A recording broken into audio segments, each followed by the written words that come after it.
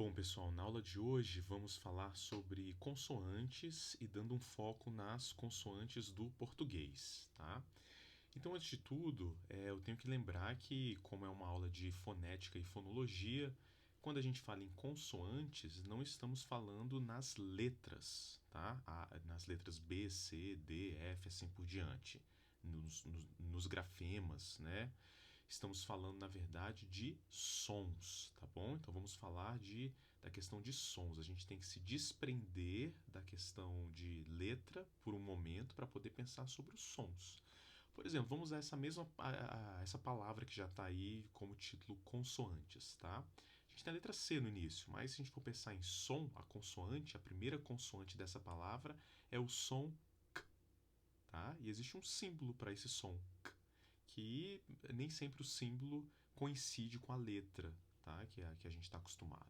Se a gente pensar nessa palavra de novo, consoantes, né? Lá no final, na última sílaba, a gente tem, no meu dialeto eu falo consoantes, mas no Brasil é possível ter pessoas que falam consoantes ou consoantes.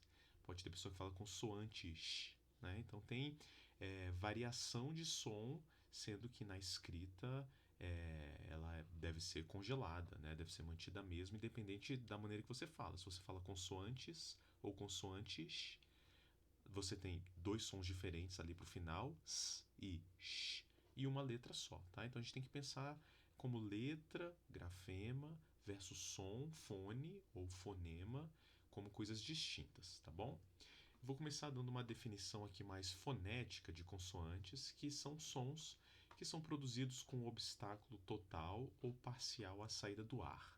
E para produzir as consoantes, a gente usa os nossos articuladores supraglotais, tá? Os que estão acima da glote, então língua, lábios, dentes, para fazer uma dessas três coisas: interromper, restringir ou desviar o fluxo de ar. E conforme eu fale dos modos de articulação, que são as maneiras que a gente articula as consoantes, eu vou voltar às vezes para esses verbos, dizer o que cada consoante faz, se interrompe, restringe ou desvia o fluxo de ar, tá bom? Bom, falei que temos símbolos, né, para representar os sons. Os símbolos mais utilizados são esses do Alfabeto Fonético Internacional, que foi criado e é mantido pela Associação Fonética Internacional. E se você colocar no Google International Phonetic Alphabet, você vai cair em algum lugar que vai ter um quadro, vários quadros, tá? E o primeiro que aparece é esse daí, o quadro das consoantes. Então aqui no meio nós temos símbolos que representam sons consonantais possíveis nas línguas do mundo, tá? Vocês estão vendo que alguns símbolos lembram letras, né? E fica fácil de imaginar que som esses símbolos representam.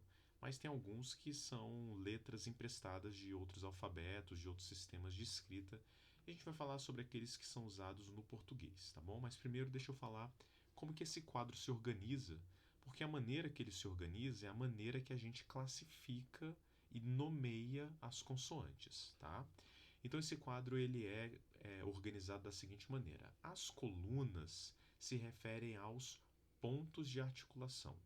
Então, se vocês lembrarem da aula anterior sobre os articuladores, eu falei que o principal daquela aula era aprender os nomes dos articuladores para aprender os adjetivos que seriam os nossos utilizados para a classificação de consoantes, e são exatamente os pontos de articulação.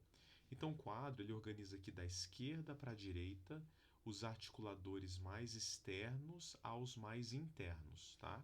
Então, os articuladores mais externos são os lábios, que utilizados juntos, então encostando ou se aproximando, formam as consoantes bilabiais. Em seguida, se a gente usar o lábio inferior com dentes superiores, a gente vai produzir consoantes lábio-dentais. E assim por diante, dental, alveolar, pós-alveolar, que eu chamo de palatal para facilitar, retroflexo, que já já eu falo o que quer dizer esse ponto de articulação, palatal, velar, uvular, faringal, que não tem no português, e glotal, tá? Nas linhas, o quadro coloca os modos de articulação, que tem a ver com aqueles verbos lá, tá? Bloquear, obstruir, restringir ou desviar o fluxo de ar. E já já a gente vai começar a classificar as consoantes justamente pelos modos de articulação. O quadro ele também organiza os símbolos de acordo com o vozeamento das consoantes. Tá? Então nós temos consoantes que são chamadas de desvozeadas ou surdas, são consoantes produzidas sem a vibração das cordas vocais, e temos consoantes chamadas de vozeadas ou sonoras, que são as consoantes produzidas com vibração das cordas vocais, com vozeamento, tá? Essas que eu assinalei são duas consoantes boas para entender esse conceito, para quem não tem familiaridade com ele, tá? Nós temos aí esses dois símbolos que lembram as letras F e V para representar o som F e o som V, tá? O primeiro som de faca e o primeiro som de vaca. Se você produzir o som da esquerda, o primeiro som de faca, continuamente, sem parar e ficar só fazendo. E enquanto você faz isso, encostar a sua mão na sua garganta, você não vai sentir nenhuma vibração. Isso quer dizer que produzimos essa consoante sem vibração das cordas vocais. Por isso, esse som, essa consoante, é uma consoante surda ou desvozeada. A sua contraparte, veja que está na mesma célula, né? Os dois são labiodentais, os dois são fricativos. Mas a sua contraparte a gente produz do mesmo jeito, com os mesmos articuladores. A única diferença é que aqui a gente acrescenta voz. Então, se você do mesmo jeito ficar produzindo o primeiro som de vaca continuamente, e enquanto produz, encostar a sua mão na garganta, você vai sentir vibração das cordas vocais. Ao produzir, tá? Então essa é a definição. E o quadro organiza dessa maneira. As consoantes surdas ou desvozeadas estão posicionadas à esquerda da célula. As sonoras ou vozeadas estão posicionadas na direita da célula. Então aqui nós temos um par de consoantes surdas sonoras. F e V, tá? Temos outros exemplos. Aqui a gente tem a consoante sh versus a consoante j. E em alguns momentos não tem uma contraparte, só tem uma. Então aqui a gente tem a consoante primeiro som de nada, tá? E ela está posicionada à direita, porque ela é vozeada e não tem uma contraparte desvozeada. Então o quadro ele utiliza esses três critérios de classificação das consoantes, que são os critérios que a gente vai utilizar para falar sobre as consoantes. E tem outra coisa que eu posso falar sobre o quadro, que dá para ver que ele tem algumas células em branco vazias. Elas representam locais em que a articulação é possível, mas são consoantes não documentadas em nenhuma língua. E tem células cinzas, né? E aqui são locais que o modo de articulação com o ponto de articulação, cruzando, fica uma coisa contraditória. E por isso não é possível de ser articulado, tá? A gente vai falar sobre as consoantes do português e vamos começar enfatizando o modo de articulação, tá? O primeiro modo de articulação que a gente vai falar é o modo de articulação oclusiva, também chamada de plosivas, porque vem do inglês de plosives, tá? E daqueles verbos lá, obstruir, restringir ou desviar o fluxo de ar, as oclusivas obstruem o fluxo de ar. Então, qual é a característica das oclusivas? Nelas, há uma obstrução completa do fluxo de ar com uma explosão repentina ao soltar os articuladores. Tá? Então, tem fechamento completo do fluxo de ar no trato vocálico com uma abertura repentina. E com isso a gente produz essas três oclusivas surdas. P, t, k. É chato falar assim só consoante, né? P, então, às vezes a gente põe uma vogalzinha de apoio para poder ilustrar pá, tá, cá, ptq, ptk. Eu vou falando ptk, tá? São as três oclusivas surdas, porque se produzir só a consoante, não tem vibração das cordas vocais, assim, ó. P, t, k. Elas três têm, cada uma dessas tem uma contraparte sonora, que também são oclusivas, tá? É b, d, g ou b, d, g. Então aí temos as nossas seis oclusivas do português. 3 surdas e 3 sonoras. Essa maneira de transcrever com um colchete abrindo, colchete fechando e o símbolo no meio é para dizer que isso aqui não é uma letra, mas é um símbolo fonético. Essa é uma transcrição fonética, quando a gente quer representar o som, tá? Então aqui eu vou ilustrar com algumas palavras, com alguns pares mínimos, tá? Os pares mínimos estão aqui entre surda, surda e sonora, surda, sonora, surda e sonora. E no caso dessas palavras também assim, essa com essa, é tudo par mínimo aqui. Um par mínimo é um par de palavras que tem a mesma sequência de sons, na mesma ordem, com exceção de um. E isso ajuda muito a gente perceber se aquele som ele tem uma função de dar significado, alterar o significado da palavra. Se esse som, que na fonética a gente chama de fone, tiver essa função, a gente diz que além de ser um fone, ou seja, além de ser um som, ele também é um fonema, porque tem uma função de modificar o significado da palavra. Tá? E encontrar pares mínimos é uma boa maneira de fazer isso. Então aqui eu estou transcrevendo só os primeiros sons. Então o que está em colchete aqui é o primeiro som de cada palavra. O restante eu transcrevi, não transcrevi, o restante eu escrevi com letras mesmo, tá? Então temos aqui as palavras pato e bato, tato e dato, cato e gato. Cato aqui é bom para ver que como eu estou falando de um símbolo, tá? Porque a palavra cato seria escrita com C, mas aqui é o símbolo desse primeiro som, tá? Então estamos aí com as nossas 6 oclusivas. O segundo modo de articulação que a gente vai explorar são as fricativas. Daqueles verbos lá do início, as fricativas, elas restringem o fluxo de ar.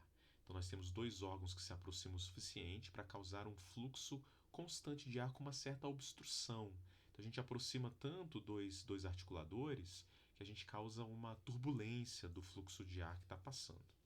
Nós temos aqui 5 fones, 5 sons fricativos surdos. Então temos f, s, sh, sh,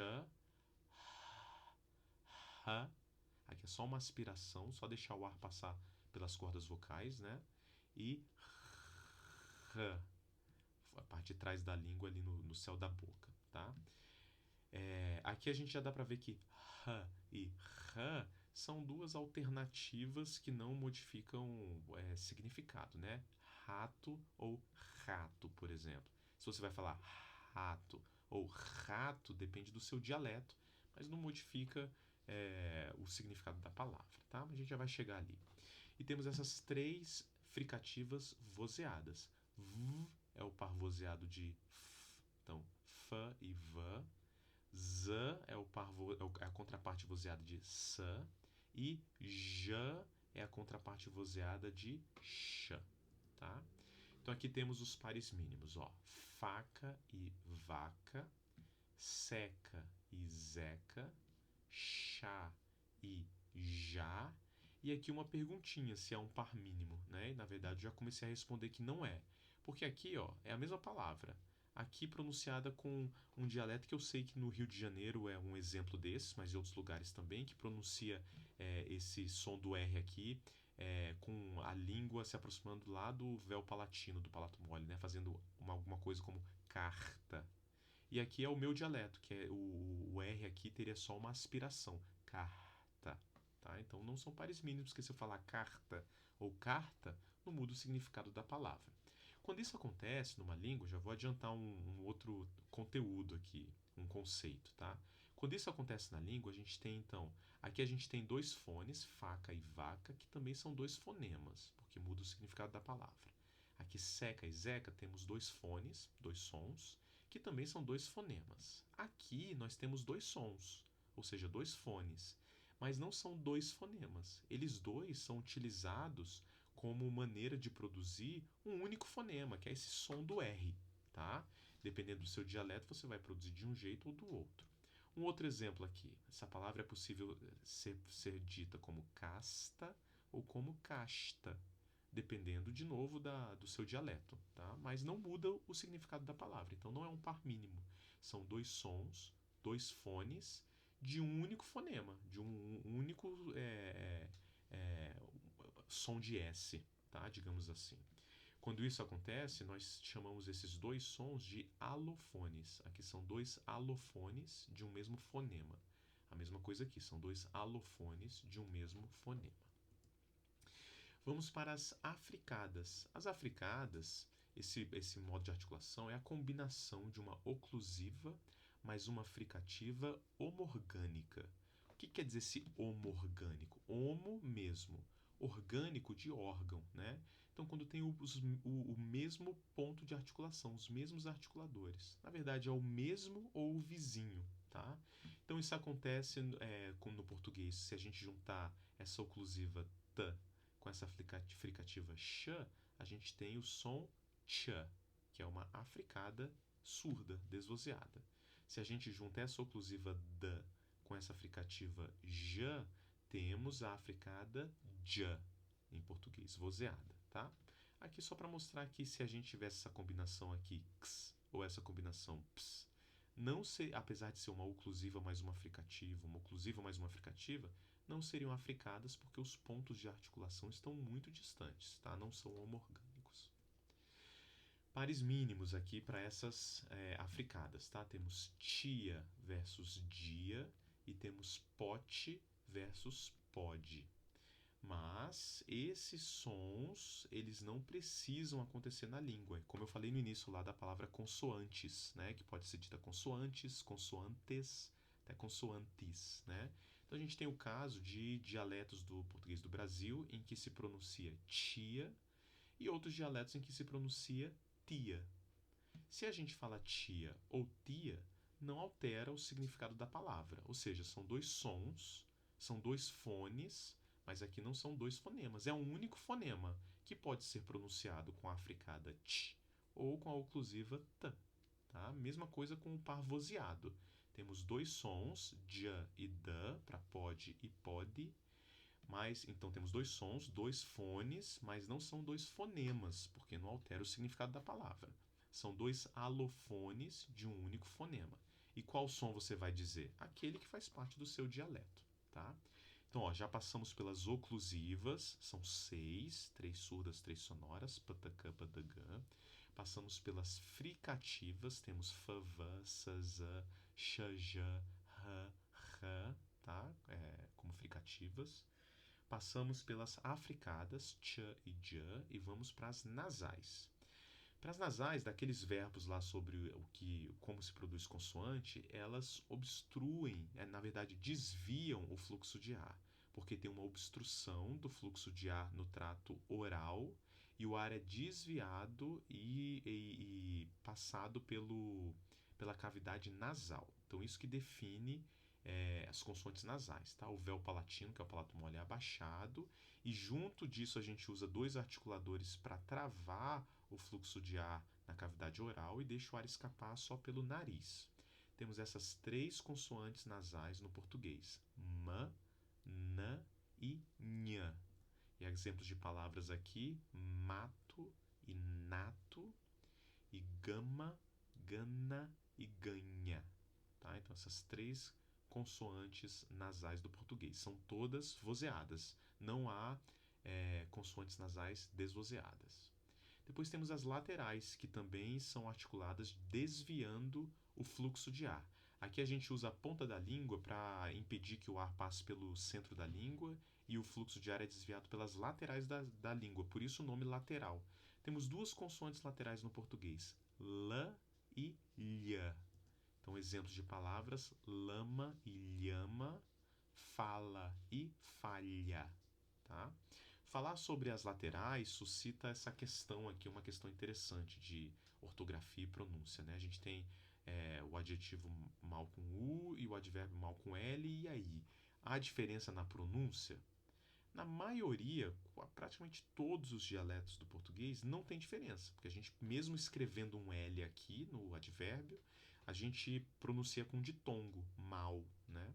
Agora, tem alguns dialetos do sul do país, mas é uma coisa que está diminuindo também com o tempo, mas que tem uma distinção, que o adjetivo é pronunciado com ditongo, mal, e o advérbio é pronunciado com uma consoante aqui, lateral no final. Só que não é essa consoante, porque não é mal, não é só colocar a ponta da língua lá atrás dos dentes ou nos alvéolos. Ele é pronunciado mal.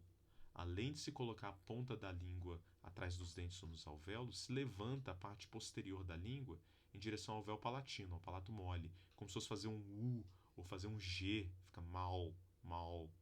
E o símbolo para isso é esse L com um tio aqui no meio, é um L velarizado, tá? Ele tem uma dupla articulação.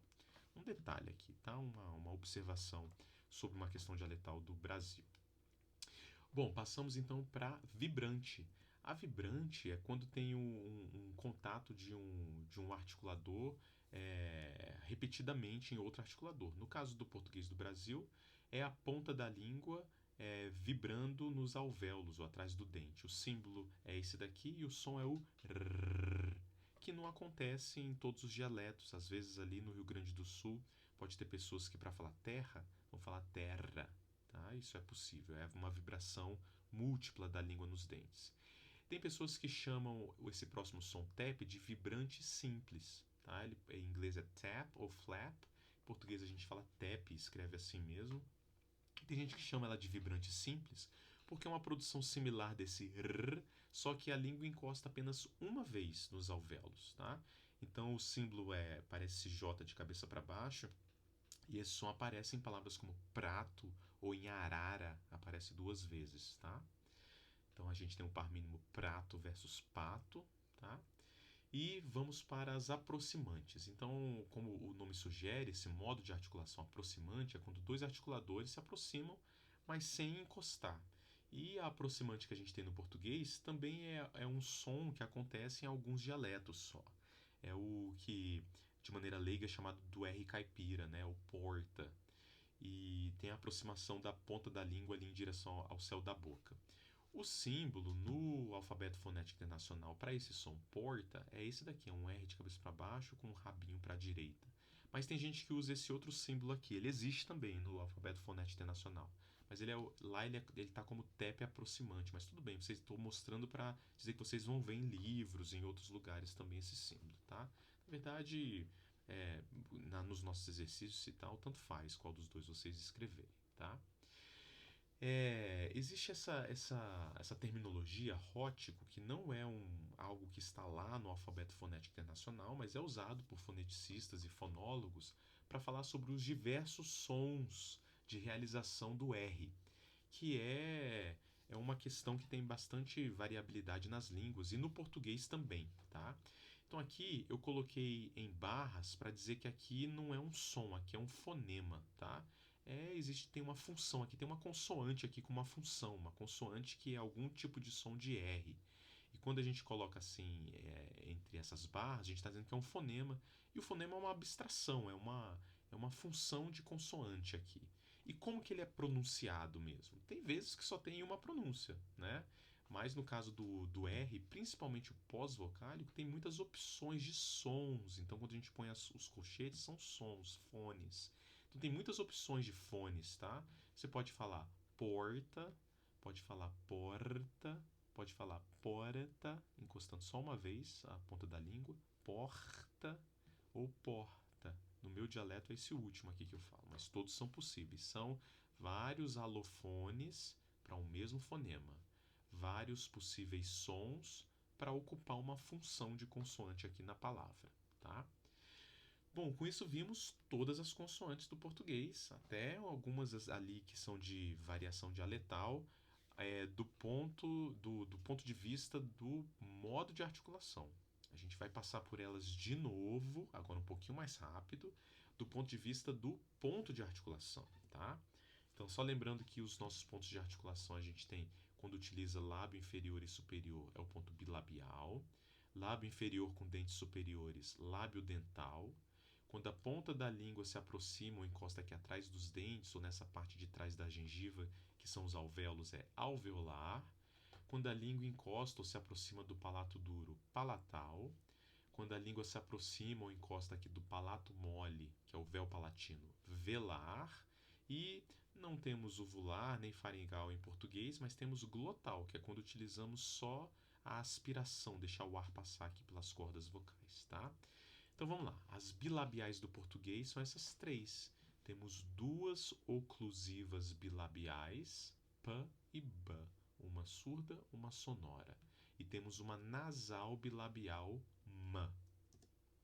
Labiodentais, temos duas, usando os lábios e os dentes, né? São duas fricativas, F e V, surda e sonora. Alveolares, o alveolar é o ponto de articulação que tem mais exemplares aqui no português, né? Temos duas oclusivas, T e D. Temos uma nasal, surda e sonora, né? Temos uma nasal alveolar, N. Temos duas fricativas alveolares, porque para causar essa turbulência para fazer S e para fazer Z, a gente aproxima a ponta da língua dos alvéolos, tá? Então, é fricativa alveolar surda, fricativa alveolar sonora. O TEP, ele é alveolar, para falar arara, né? A ponta da língua encosta ali nos alvéolos. A vibrante múltipla, R, é alveolar, é onde é realizado esse som. E a lateral, L, também é alveolar. O retroflexo é um som só, né? Na verdade, é o de porta, por exemplo. O símbolo no alfabeto fonético internacional é esse segundo, mas eu coloquei o primeiro para vocês saberem que podem encontrar em livros, dicionários, tá? O que quer dizer esse ponto de articulação retroflexo? Retroflexo é quando a gente entorta a ponta da língua um pouquinho para cima e para trás. Quando a gente articula dessa maneira, é um som retroflexo. Temos as palatais, tá? Então, no alfabeto fonético internacional, as fricativas sh e j, surda e sonora, são chamadas de pós-alveolares. Eu chamo elas de palatais para facilitar, tá? E as africadas, surda e sonora, ch e j, são chamadas no alfabeto fonético internacional de palatoalveolares, porque isso é uma combinação de duas articulações, né? Eu chamo de palatais para facilitar a vida de vocês, tá? E temos a nasal nh e a lateral lh. Aqui é o som que graficamente é registrado com NH e aqui o som que graficamente é registrado com LH. São palatais. Velares, quando a parte de trás da língua encosta no véu palatino, no palato mole. Temos as oclusivas K e G, surda e sonora, e temos essa fricativa R. Então esse R que eu tenho dado esse exemplo de rato, por exemplo, que o carioca costuma falar assim, é a parte posterior da língua se aproximando bastante do palato mole. E temos a glotal H. A glote é a abertura das cordas vocais. Então, quando você só deixa o ar passar pelas cordas vocais, você produz essa fricativa surda, que pode ser o início de rato, tá? Então, temos aqui assinaladas, destacadas, as consoantes que a gente viu, tá? Que são as do português. Temos as 6 explosivas, duas bilabiais, PB, surda e sonora, duas alveolares, TD, surda e sonora, duas velares, KG, surda e sonora. As nasais temos a bilabial M, a alveolar N e a palatal NH, são todas sonoras. Eu coloquei esse símbolo aqui da velar só de mais de curiosidade, tá? Esse aqui é o som do ing do inglês, going, por exemplo. No português, se a gente vai falar manga e a gente para na primeira vogal, man, antes de falar o g, é meio que esse som aqui, mas não é um fonema do português não, tá? Temos a vibrante múltipla, ela é alveolar, r, é possível, né, em alguns dialetos. O TEP, que também é alveolar, um toque só nos alvéolos, r. Fricativas temos várias, né? Temos as labiodentais surda e sonora, FV, as alveolares surda e sonora, SZ, as palatais surda e sonora, XJ, e aí aqui possibilidade de R, né?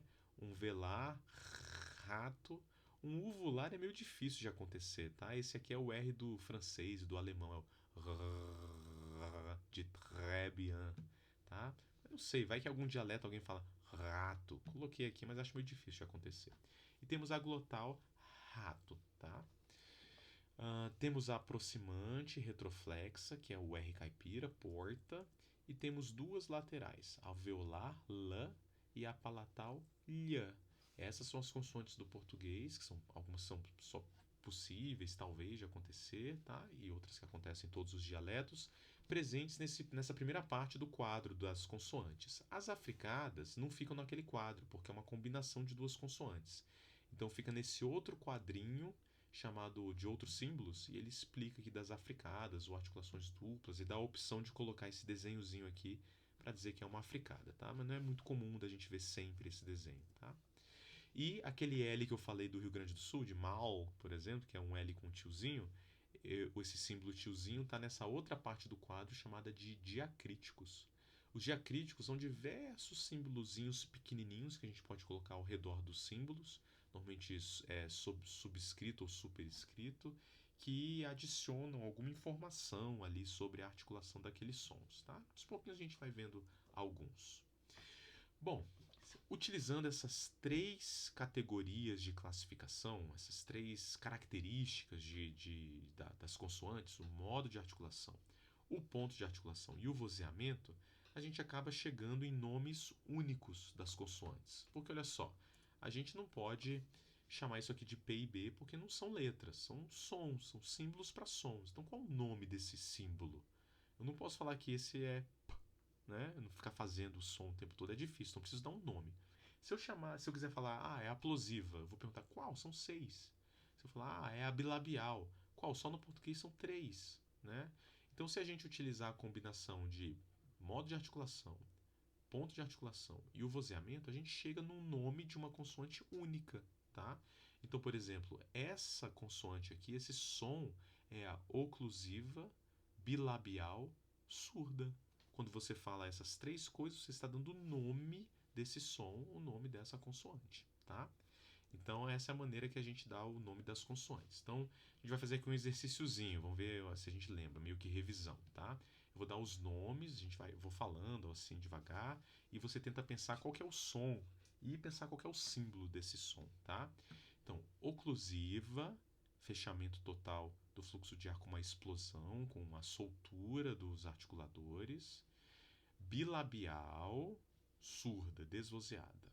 É o som e o símbolo é esse. Fricativa, fluxo constante do ar, só que com uma restrição. Alveolar, ou seja, língua se aproximando dos alvéolos, ali atrás dos dentes. Sonora, com vozeamento. É o som Z, e o símbolo é esse. Africada, surda. Veja que aqui eu não coloquei o ponto de articulação. Eu poderia falar africada palatal ou alveopalatal surda.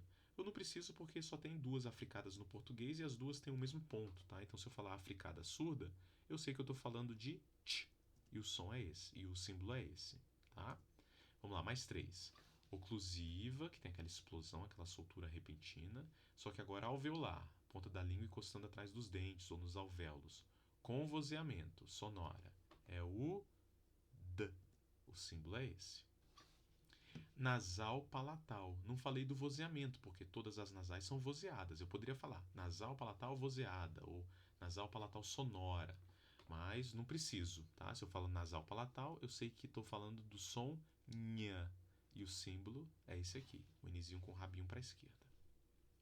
Lateral alveolar, também não falei o vozeamento porque as duas laterais são vozeadas. Então, se eu falo lateral alveolar, eu sei que estou falando de L, e o símbolo é esse. Agora o contrário, eu vou mostrar 3 símbolos, você tem que pensar no som e depois pensar na classificação desse som. Então esse primeiro símbolo representa o som T. O modo de articulação, T, é aquele que tem oclusão com soltura repentina, tá? É a oclusiva. O ponto de articulação, língua nos alvéolos ou atrás do dente, alveolar, e sem vozeamento. Então é a oclusiva alveolar surda ou oclusiva alveolar desvozeada. G também é oclusiva, só que agora o ponto de articulação é a parte posterior da língua encostando no véu palatino. Então, oclusiva velar. G tem voz, então é oclusiva velar sonora. E lha, esse terceiro símbolo é para o som lha, um Y de cabeça para baixo, né? Esse é uma lateral. As laterais todas são vozeadas, então só tenho que pensar no ponto de articulação que é no palato. Encosta o centro da língua no centro do céu da boca, né? Então é uma lateral palatal. E as 3 últimas, vou voltar que acho que eu passei rápido, né? Lateral palatal. E as 3 últimas, na é nasal. A ponta da língua encosta nos alvéolos, então é nasal alveolar. Se eu quiser, posso falar nasal alveolar sonora ou vozeada, mas não preciso porque as nasais as 3 são sonoras. Ha é o som que é representado por esse segundo símbolo. É uma fricativa porque a gente tem esse fluxo contínuo do ar. é desvozeada e o ponto de articulação é ali a passagem de ar nas cordas vocais, que é a glote, né? Então é a nossa fricativa glotal. Ela é surda, mas não preciso falar porque só tem essa, tá? E por último, eu mostrei, né? Por último, esse símbolo J de cabeça para baixo é o RA, do arara, e é o TEP. Eu posso falar que é o TEP alveolar sonoro, mas não preciso porque só tem esse, tá bom?